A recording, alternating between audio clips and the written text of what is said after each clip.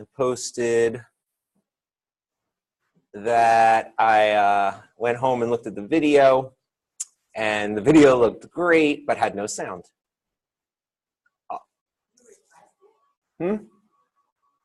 What was that? So last week I got people's email addresses that they have a link to their Facebook account, and I sent invites to the group with those addresses. So perhaps I don't know. You wrote it down, right?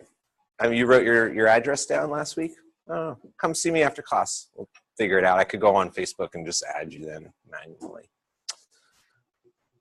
What's that? Okay, I'm sorry. So did anyone receive it? No? Well, I invited you all. You responded. No. Oh, you don't have Facebook.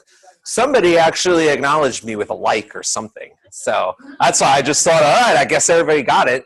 I wasn't expecting people to start posting. But yeah, I had an option to add members, and I just did everyone's addresses. And everyone's came up like, it wasn't like a picture usually, but it was an address like, oh yeah, we recognize this address. So I thought everything went swimmingly. So I'll have to take a look at that.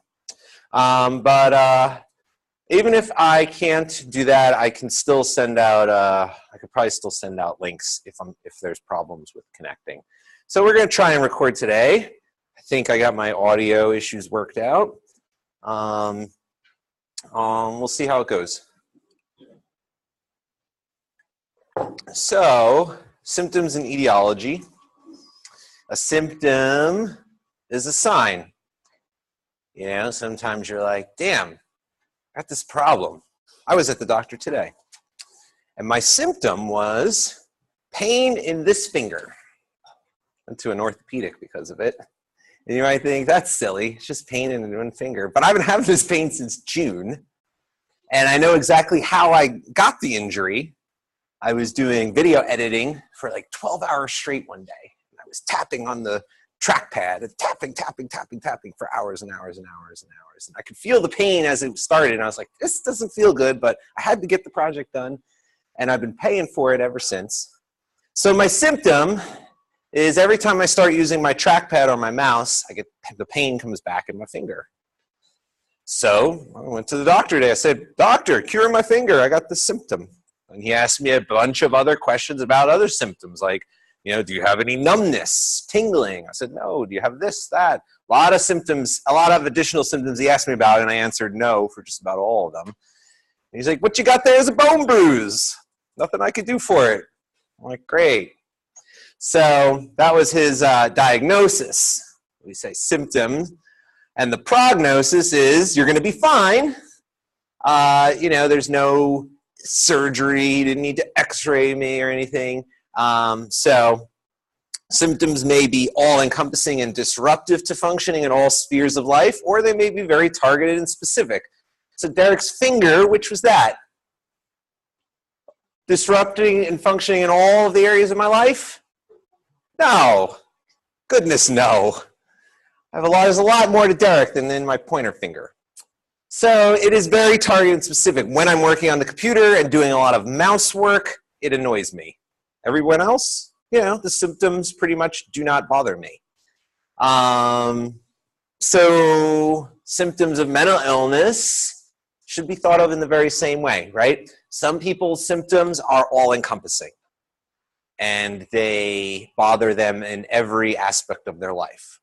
Crippling anxiety, for example. We do this, when I was in the research study, we would do it's called the BPRS, Brief Psychiatric Rating Scale.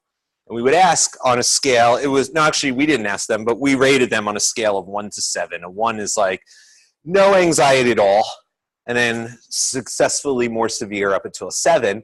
And a 7 is like they're anxious 24/7. It bothers them all days and nights, like or basically all during their waking hours. And so we would rate them, and anything like from a 4 and above, 4, 5, 6, and 7 was considered pathological, to the point where it was disruptive beyond what a typical person would experience. There was some kind of potential diagnosis behind it. So very severe symptoms occupy their everyday functioning. You know, they're anxious at school, they're anxious at home, they're anxious at work, they're anxious talking to their friends, they're anxious on the bus, etc. Or it could be very targeted and specific. Test-taking anxiety, very specific, right? The symptoms only come when it's in that very specific set of environment criteria. It's like when I have a test, I get all of those symptoms of anxiety. What might be a symptom of anxiety? Nausea, stomach what? Sweaty palms. Yep. What does that mean? Yep. Yeah. So just like kind of can't sit still, heart racing. You might be, you know, breathing really heavy. There could be a lot of things involved with that. So those are all symptoms. And again, some symptoms are there all the time for somebody and some are very targeted. So symptoms of schizophrenia, what are they? What is the prime hallmark symptom of schizophrenia? Well, there's two. Celeste. Hallucinations and delusions. And if you know what they are, you got at least 2 questions in your quiz right today. And are they positive or negative symptoms? Positive, yes, yes. They are like something additional that the disorder brings about. So anyone know somebody with schizophrenia? Okay. Have you seen, if you feel comfortable talking about it, have you seen those symptoms in the person before? No. Okay. So you know they have schizophrenia. And is there anything about them, any kind of symptoms in them that you notice? Well, I know of them, but I haven't really encountered it. You've heard stories about the person's symptoms from other people, but you've never actually seen them yourself. Yeah, that's the reason of his divorce. What was that? That's the cause of his divorce. Okay, so he had been married and had schizophrenia, and the symptoms were so bad, it led to his divorce. Yeah. Okay. Anyone else? Amanda. I've only seen it when they've been in relapse, like they had just stopped the med, so it hasn't, like all the symptoms haven't quite come back yet. But when they're in relapse, they start to, like their normal behavior just kind of starts to go off base again. They start mumbling more to themselves, but not seeing or hearing. Okay. So it's all, you know, it's on a spectrum, right? These things. Some people will hear delusions or hear hallucinations all of the time, hear voices. Some only hear them in specific instances, like, you know, when they're agitated or in a certain environment. So, yeah, you might see somebody mumbling and it might only happen in certain circumstances. Now, you said when you saw them when they had stopped their medication, but not completely full-blown psychosis. But you saw like the signs, some of the signs. Okay. Yeah, I've seen that too. Who else? Somebody else had their hand raised. Yes.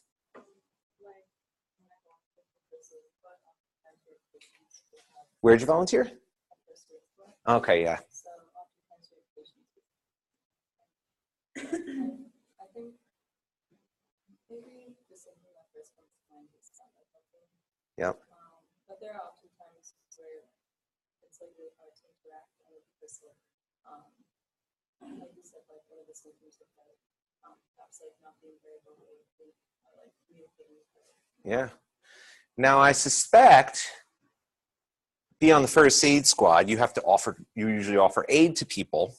And have you ever heard somebody give you a very strange belief about getting help? Like, oh, I can't get help from you because of this. And you're like, and it might have been a delusion. I'm wondering.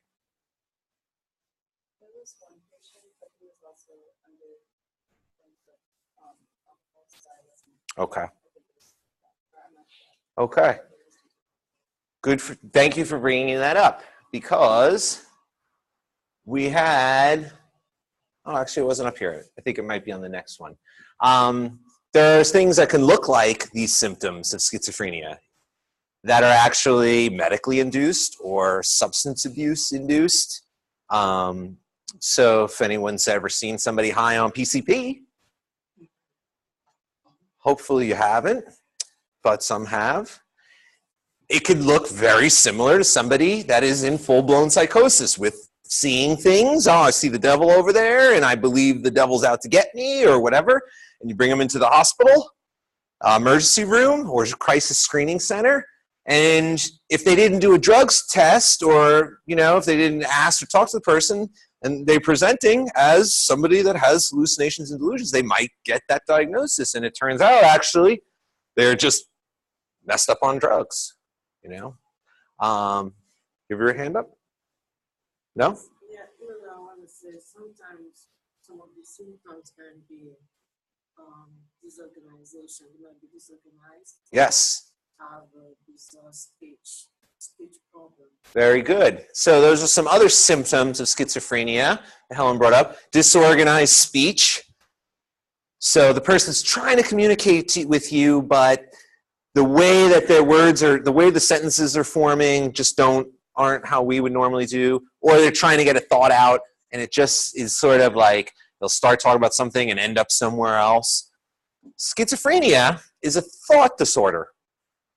So it impacts the person's ability to think, whereas the other disorders we're going to talk about, like bipolar disorder and depression, are mood disorders. So it's a very important distinction. Not to say that people with depression or really bad bipolar don't have disorganized thinking at times too, but this is another sort of hallmark symptom of people with schizophrenia. So another thing that happens a lot when it comes to schizophrenia is lack of awareness, or what we would call insight. Meaning, person don't think they don't think they have a disorder. And I would imagine Genesis might have experienced this. Is where I was going. Is sometimes people think, I don't know why you called me. I'm not sick. You know, I don't have any problems, and they genuinely believe that most of the time, or all the time. Sometimes they might have moments or extended periods of lucidity where they kind of can come to terms like, yeah, I know how I get sometimes, and I know I believe these things that you guys may not really believe to be true, but, you know, they'll have these moments of clarity. Some people will never have them, you know. It's very hard to work with people that don't have insight into the fact that they have an illness, you know. They are much less likely to take your help if they don't think they need it. Makes sense, right? If you didn't think you were sick and I was handing you pills or telling you to go to a program, you're like, why do I need to go to this program? I don't have any problems. Why are you giving me this medication? No, I'm not sick. Do you have a question, Amanda? Yeah, it's kind of along the lines of asking how you get people help with lack of awareness. Well, if it were me, I would use observations. So I'd say, I wouldn't try and challenge it. So the thing I wouldn't do is, oh, yes, you are sick. And if you want, I could get your mom over here and tell you how sick you are because she's been telling me. No. We're not going to do that. But if you would come to me into my program and you sat down and I'm like, so welcome to my program, Amanda. It's so happy to have you here.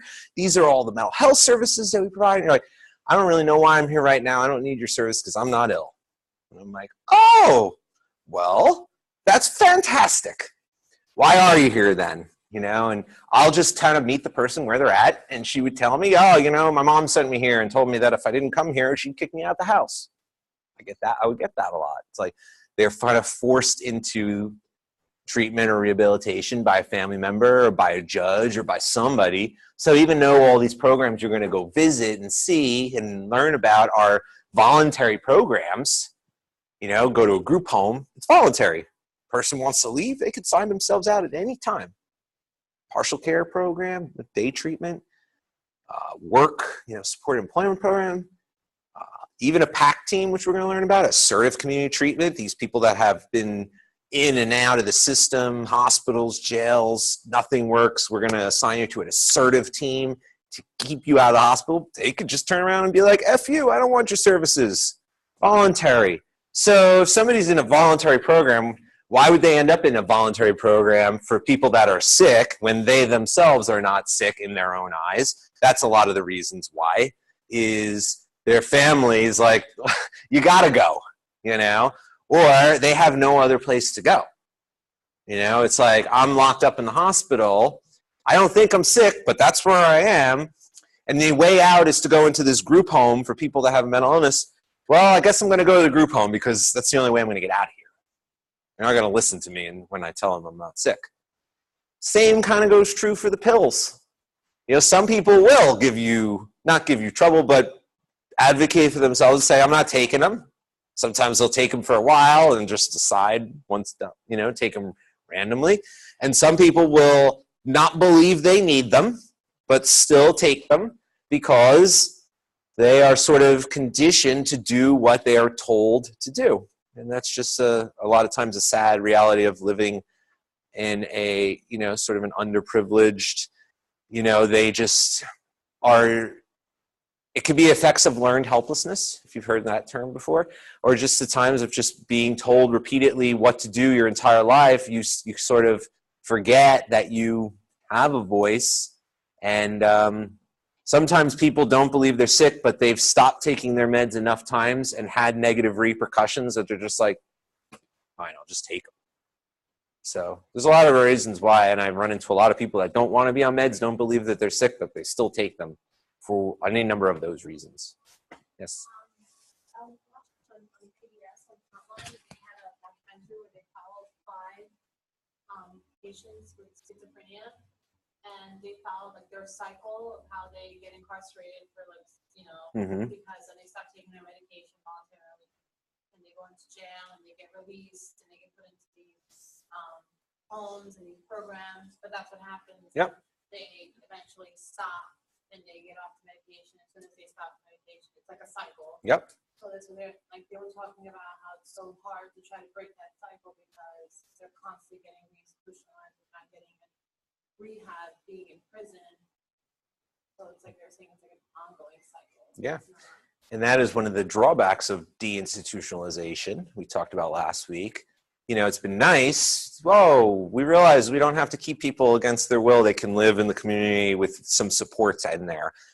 And some would argue we've gone too far, discharged too many people, because where do they end up? The ones that really can't cope with the community end up homeless, in jail, or back in the hospital again. You know, so. It's really sad. Yeah. It was really heartbreaking because like one of the guys he was constantly getting arrested for like stupid things, like he was, you know, urinating in the park, but that's like where he lived. Where he was Yeah. like, Little minor offenses, nonviolent stuff. Nonviolent. And one of the guys, one of the doctors was upset that he got released because he needed it so badly. Mm-hmm. And when he was released from jail, he wasn't released from any other support system. So like the first week he was out, he was like a police officer because he was having one of those delusions. Yeah. And ended up he's incarcerated for 30 years. Yeah. Yeah. So a couple of notes on that. There are trainings that officers are offered now, crisis-involved, CIT, crisis-involved training, I think it stands for. Some departments are kind of up on it and get annual trainings, and some take less advantage, Yeah, I mean, it's sad that the departments, they vary so widely in the amount of assistance they'll provide people with mental illness based on, I think, how much training and how the higher-ups in the department view it. Yeah, it is a horrible cycle. And it's not just schizophrenia. You know, if you think about it, somebody, say, with bipolar disorder, that's another major one where they take their medication, they feel better, so they're like, I'm feeling great. I don't need to take meds anymore, because most people don't take meds when they're feeling okay and when things are going well, so they stop it. And then, again, they don't know. They don't a lot of times have the insight that they're going off, warning signs and whatnot, and then it repeats itself. All right, let's move on. So, I just wanted to say there's the training to mimic the experience. So there's a training out there. I haven't done it, but I've been wanting to do it, where you actually, to see what it's like to hear voices, you put on a set of headphones, and they play this track of what people describe that have schizophrenia, the voices to sound like. And they try and get you to do stuff like, okay, participate in this group while you're here listening to these voices, or, you know, do these tasks as a way to empathize with the people that have to deal with this. So it's pretty horrible because the voices oftentimes say really mean stuff like, you're a piece of shit, you know, go run in the traffic right now, you know, and just imagine being told that every single day or every time certain events, you know, would trigger stress. Yeah. I know my sister currently doing her master's at Dean for psychology. Mm-hmm. We discussed the psychology program, and she was told me that one of her courses that had her do one of those exercises where, yeah, like the ball. Yeah. Does that. She makes you for 2 hours, you're fun, and then she sends you like around campus, sends you to a coffee shop, and I have to like go about the regular day. Mm-hmm. And the voices are from an actual patient that was recorded what we have heard throughout the whole day. Yeah. There's a phone also being my 4 or 5 room. Yep. Something that a person is training. That's cool that they're incorporating trainings like that, because that's, you know, I think you get a different perspective after you do that. Yeah. Like he explained it, the best way he explained it was like, take like one of the like worst radio stations that you take, like AM radio, Mm-hmm. that you can't possibly stand, like put it into your ear, and you can't control the volume all day long, and just constantly replaying over and over and over again, and just like try to go about your day. Yeah. So you wonder why people, and it's a lot of the cognitive dysfunctions that go along with it, you know, have trouble with their memory or paying attention to you, or, you know, just can't focus. And it's like, well, you know, I thought you wanted this goal. Why can't, you know, sometimes we get frustrated as practitioners that people, it's like, why, you know, I thought you wanted this. It's like, sometimes it's just something we're not really seeing. Like, wow, it's just a lot harder because you have all these extra deficits and barriers that I can't even imagine what it's like to go through. Okay, so the short-term course. In the short term, typically the early years of the illnesses include the following. So prodromal signs and symptoms. So the stuff that precipitates the acute episode, right? When we were looking at, what was his name last week? Paul? And his prodromal signs and symptoms were difficulty concentrating. Like it was kind of the first signs and symptoms before the diagnosis happened, before the acute episode happened. So something happens, traumatic, you know, and then there's a residual phase. It's like, I never get quite back to baseline. Things are still kind of effed up for me. Or a period of remission. Things do get better for a little while, remission. And then there's often a denial of the illness. So the first time somebody has an acute episode, they might end up in a hospital or a police station or someplace, and the person, you know, they end up in front of a doctor, and the doctor tells them, you have the signs of schizophrenia or some kind of mental illness. I can't tell you how I would react, but I could probably foresee myself denying it and be like, no. Especially if I didn't know anything about it, especially if I never saw anything like that in my family. You know, it's completely new. Wait, what? I have bipolar? What the hell is that? So there's sometimes be a denial, discontinuation treatment. So, you know, that incident happens, and they say, okay, you have bipolar. You should take these medications, or you should go here, talk to this person. Okay, yeah. And they discontinue, or they don't ever start the services. And then the cycle, they might relapse, end up having another acute episode. So that's in the short term, and the cycle will repeat itself until the person will accept their illness by choice or not, you know, and hopefully develops some coping strategies. So what might be a coping strategy? Anyone give me an example? Coping strategy for hearing voices might be, when I hear voices, I tell the voices to shut the hell up. Sometimes it works. Yeah. I saw on an episode of Law and Order where this lady had schizophrenia and everyone heard voices. She had like a stick that made noises. Mm-hmm. and she would start to wave it around, and she would convince the person. Yeah. That was her coping mechanism. It may not work for anyone else, but when we're looking and evaluating coping skills, what works for you works for you. Somebody else might journal. And, when they're feeling particularly symptomatic, and they write down the thoughts and they feel better afterwards. So these are different examples of coping skills, because when you learn these, you start to be able to get through the tough times and sort of ride it out. It's like, things are getting really shitty, but I've been through this now 5 times, so I know this is going to happen now. So instead, I'm going to try and, do some meditation, because that's a way that I can cope, because it helped me the last time. And I actually didn't have to go all the way to the hospital last time. So it helped me kind of cope and manage the symptoms, in my own home or with my counselor. It didn't get to the emergency level where I had to go to the screener or the hospital. So that's what coping strategies can do. It's not going to eliminate the symptoms, but it's what the name implies, right? It allows you to cope with them, get by, just manage when things are really kind of, and then they get a little bit better, and it's like, okay, I learned how to cope. I learned how to not, let it get to the horrible, severe place it could be when I didn't know how to cope, because I didn't have any insight into what this illness was. So that's kind of what we often do. That's the rehabilitation, where I sit with somebody and I'm like, what does it feel like when this anxiety gets to be a 10 out of 10 on the scale of 1 to 10? What have been things that have helped you in the past? Going for a walk. Okay, great. Now we're going to talk about support plans in a few weeks. Everybody that's in kind of a program will have signed a plan that says, this is how we're helping you. This is your goal. These are the things that, remember we said, skills and resources. These are the skills that I'm the practitioner going to teach you. And these are the resources I'm going to link you to, and you're going to achieve your goal. Awesome, the end, great.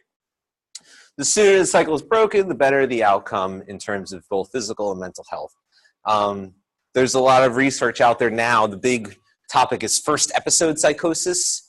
So this theory is, the longer people are in like full-blown psychosis meaning sort of this idea that they're out of touch of reality, right?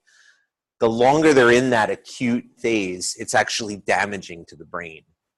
So the theory is, let's try and, stop that psychosis from happening with whatever means possible, because it will prevent, it's actually physically damage. It prevents further physical damage or breakdown of the brain.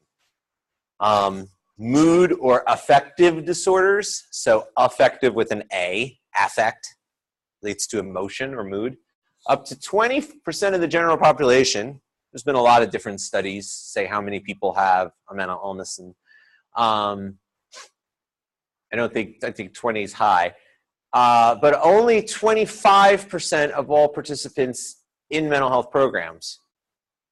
So last week we saw some figures that were more in the 5-7% range. So I'm not exactly sure now, they're looking at it, where that 20% comes. But I know that of all the people that have a mental illness, only about a quarter of them actually seek treatment. 1 out of 4. That's not good numbers. Why do you think that is? Yes, Genesis.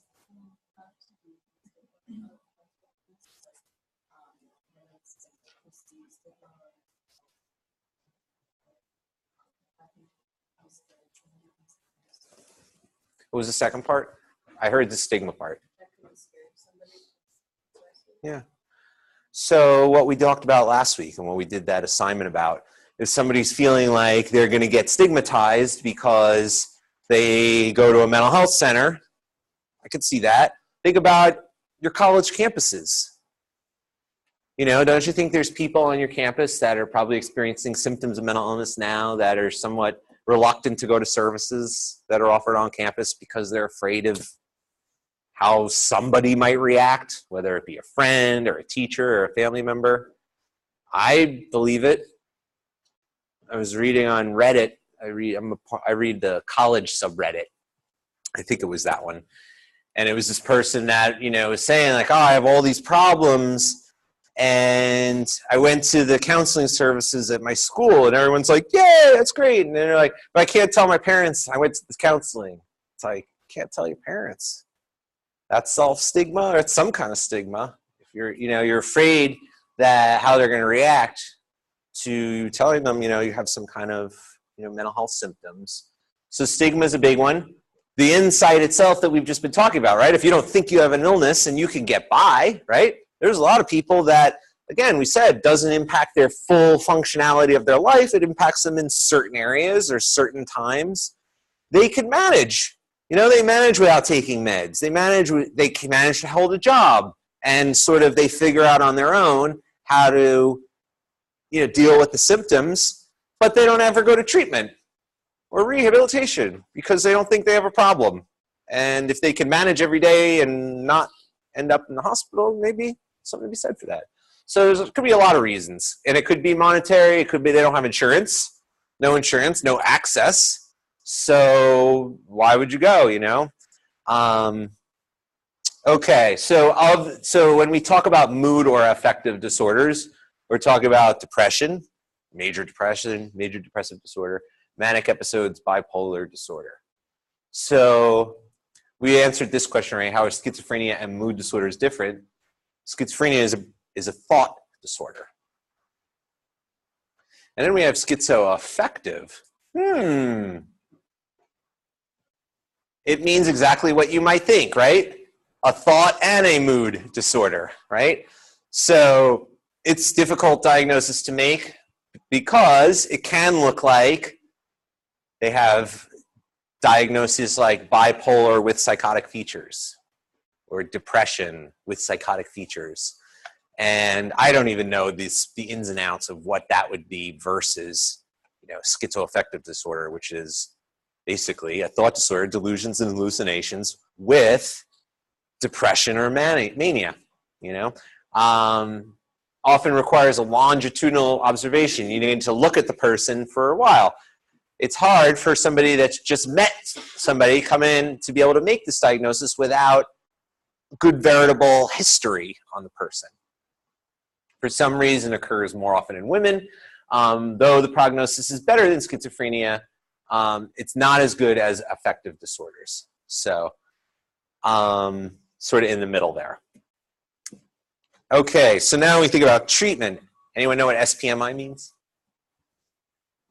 I sometimes just fall into these acronyms and forget, somebody might not know what that means. You guys probably know what MI means, right? Mental illness. So it's severe and persistent mental illness. SPMI, severe and persistent mental illness. And when I think of that, I think of what that means to me is usually people that are in the treatment programs that you're going to visit. That their impairments are such that they do seek out services on a regular basis. Okay, so sometimes they take medications. We talked last week. What was one of the biggest or the biggest reason for deinstitutionalization? The development in the 1950s of Thorazine and other antipsychotic medications, which allowed the symptoms to abate. People were in these asylums untreated, unmedicated. And then all of a sudden they start taking medication and it's like, oh. And the people working with them are like, oh, look at this. It works. Do you think you could live out in the community? Yeah, I could try. And then we start to discharge people, right? So those were the first generation. Thorazine, Haldol. There are a few other ones. Prolixin, old school antipsychotics that you do still see in use today. Very rarely, but people do take Haldol, and I've seen people very rarely prescribe Thorazine. And I look, I'm like, man, all these second generation antipsychotics, which is the majority of people take nowadays, and yet they still prescribe these first generation ones. Why do you think it is?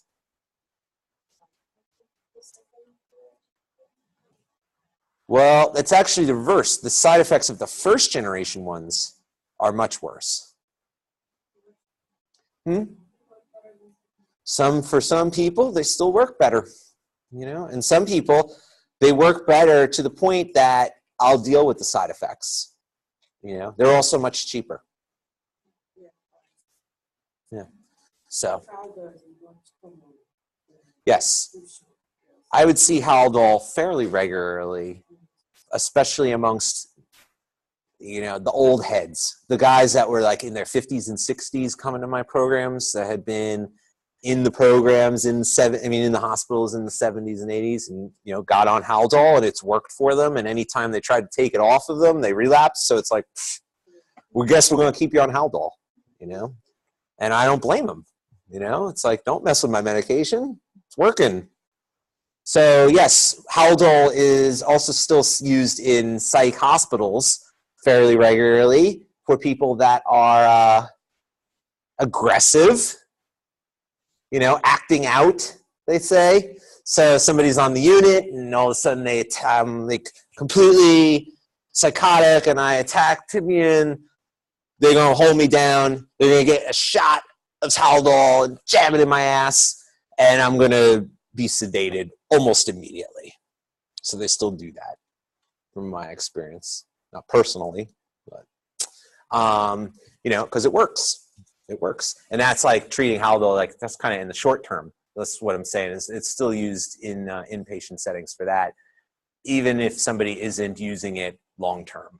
You know, every single day it could be used, you know, in the moment. And then the second generation ones. Anyone know any of these?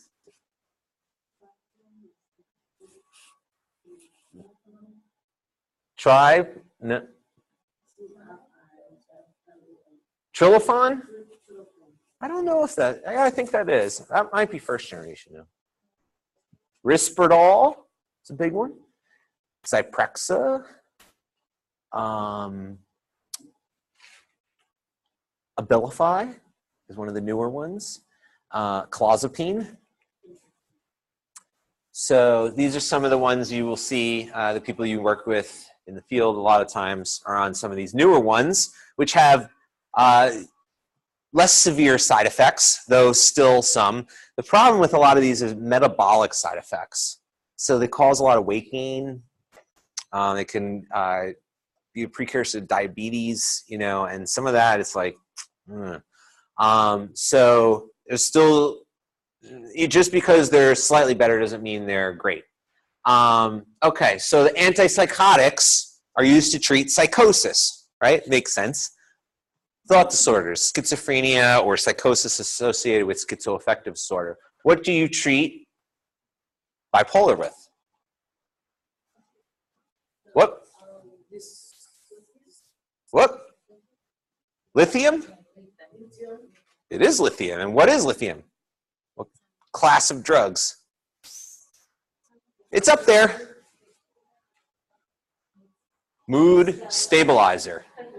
Mood stabilizer. Think of what bipolar disorder is, right? An unstable mood. You got mania, persons. What are the symptoms of mania? Energy, right? Not sleeping, rapid speech, really risky behavior. You know, a lot of times people that go through manic states just go off and will go on a spending binge or a gambling binge, or a, you know, they'll get really promiscuous, or they'll engage in a lot of drugs and alcohol, you know, and they just, you know, it's 100 miles an hour. And then followed by a crash, right? Depression.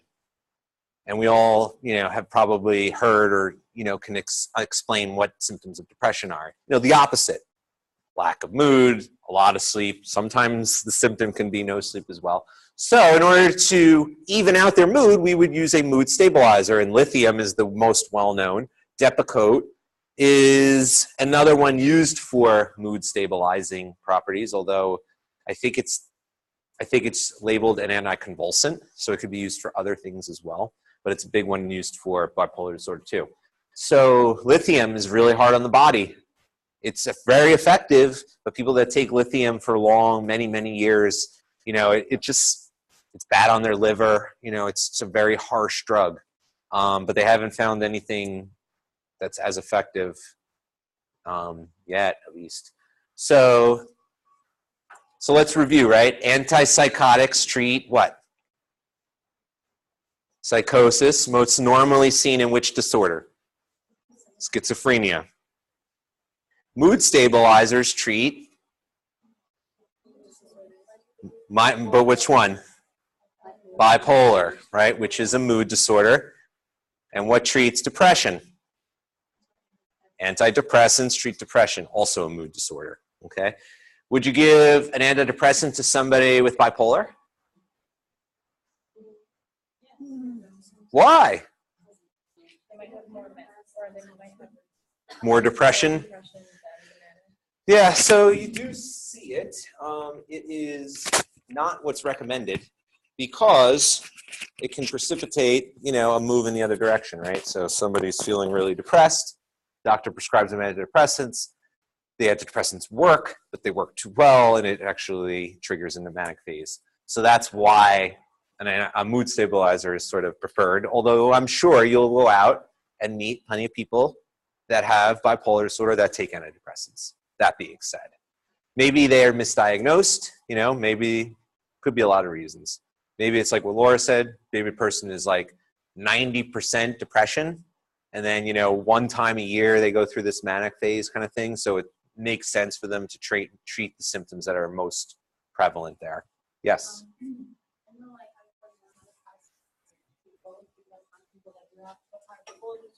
Get depression because of like the highs and lows that they go through. So it's like very Yeah.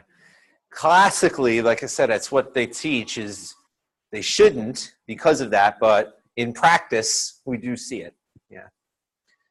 All right, so other things we want to talk about, psychotherapy, cognitive behavioral therapy, CBT, and supportive counseling can produce positive outcomes, particularly when used in conjunction with meds. So we talked about treatment versus rehab last week, and I think this was another quiz question. Ideally, you want a mixture, right? And cognitive behavioral therapy is the preferred way to work with people with mental health issues these days. Hospitalization may be necessary when the person is experiencing severe psychosis, mania, or depression, basically when it is such that the person becomes a threat to themselves, wants to hurt themselves, hurt somebody else. It can help them stabilize on a new med and regain a sense of control. And it could be a dehumanizing and or traumatic experience that has a negative effect on recovery and self-esteem. Yeah, it can. Let me go on to the next one here. So rehabilitation could help people recover and achieve success in living, learning, working, and socializing.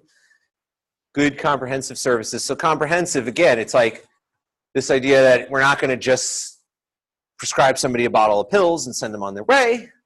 And likewise, we wouldn't, in the rehabilitation program, say, you don't need that medication. You're coming to me. I am all the medication you need. No, we're not going to do that either because I can't do everything that medication can, despite my own beliefs. So this is the programs that you visit as part of your tours. You'll get to see what some of these rehabilitation models look like. It might look like a day treatment center that's a lot of groups. And everybody comes into a room, and there's a facilitator or two, and they talk about, how stress management, for instance, might be the group name, relates to their recovery. And everybody learns, a piece of that and is taught the skill. The thing is, the groups in that kind of setting should meet what the person's goal is, right? If the person ain't stressed, don't send them to stress management. It's easier. It sounds so obvious, but you see it time and time again. So we talked a little bit about this last week. We won't spend time. When we use the term dual diagnosis or co-occurring disorder in this class and in many of the programs and other classes you're going to go to here, we are mainly referring to the second one, substance abuse. We talked about the prevalence, right? About 50% people with mental illness also have a substance abuse disorder. So I have seen it referred to dually diagnosed with a mental illness and developmental disability. We talked about comorbidity last week, and this idea that you can have some kind of mental illness along with something else. It could be comorbid with a physical health disability. So, all right, where does mental illness come from? Does it come from bad parenting? Oh, good. Does it come from, I was in a really bad environment when I was raised as a kid? Oh. Oh, so it came from mom and dad having a mental illness? Yeah. A lot of times it does. Not always. But yeah, we talked about the twin studies last week. There's the risk among relatives, right? So if one parent has an illness, this one study said you have about a 10% risk. But if both parents have it, all of a sudden the risk jumps to 50%. So that would lead you to think that there is some kind of hereditary or biological component. But what is the role of stress? So Celeste, you mentioned it could trigger, right, could. We don't know enough, but we know that the environment has some interplay because there's a lot of people out there that have two parents that have mental illness, 50% maybe, that don't develop it. So why do they not and some people do? And the role of stress might be a big factor in that, you know? And it may not even be like two people experience the same type of stress, both going to develop. Just might be one person has ability to cope with that stress better than the other person. So there's definitely some interplay, but we don't know exactly what it is. But we do know that people coping with severe mental illnesses, they need good treatment because the treatment, a lot of times, the medication is going to impact the symptoms, right? And that's one thing, the medical model. We talk about the medical model being one of symptom reduction, right? I go to a doctor, and this is any kind of doctor and any kind of illness. I go to a doctor like I had today, finger hurts, it's my symptom. He's going to try and treat it in some way to reduce the symptoms so that I feel better. And in this case, his treatment was not to treat me. But that's good too, right? You don't want to give people treatments that they don't need, because that's bad too. You need help preventing relapse to produce better long-term outcomes. So a lot of times the medication allows the person just enough relief of the symptoms so that the rehabilitation can happen. Because while they're in that acute phase or while the symptoms are at a very high level, it's hard to be able to attend to finding a job when you constantly feel hopeless because of the symptoms of your depression are making it such that you just can't, get out of bed. It's like, well, at that point, even if the person is really not in favor of medication, they may accept it and try it because it's going to help them get to the point where the outcomes can get a little better. It's like, at least I can get out of bed now. The treatment, the medication helped me with that. Now it's allowing me access to rehab, and I might be able to impact me and make me feel better about myself to the point where maybe I won't need the medication. And there are people that get off of it, despite what you hear, a lot of times. We do oftentimes, there's much more of a movement to address wellness. Anyone want to tell me what wellness means? Your what? Your overall well-being? Okay. Yeah, that's pretty good. So it's thinking about the person in terms of their whole body, right? So when we look at wellness, there's 8 dimensions. We're going to get into this in chapter 5, I believe, 5 or 6. But there's 8 different dimensions. So physical health is one of the dimensions, right? Emotional health is another, but Occupational health is a third. Or financial, I think, is one. Or, you know, spiritual. You know, so all of these elements kind of make up this idea that we're going to treat the whole person. And then benefit from advocacy efforts to reduce the stigma and increase opportunities to participate meaningfully. So that's what a lot of the advocacy agencies out there, and we have places like Union County Law Project, which is basically a nonprofit legal services for people with disabilities for things like, you know, getting Social Security approved and the trouble that that goes through with that. So there's definitely advocacy out there, and that is a way to, you know, kind of long-term fight the fight and, you know, sort of break the stigma associated with mental illness. So, is it 7:15? Close enough. Let's take a 10-minute break, and then we'll come back, and I will give back the quizzes. Right.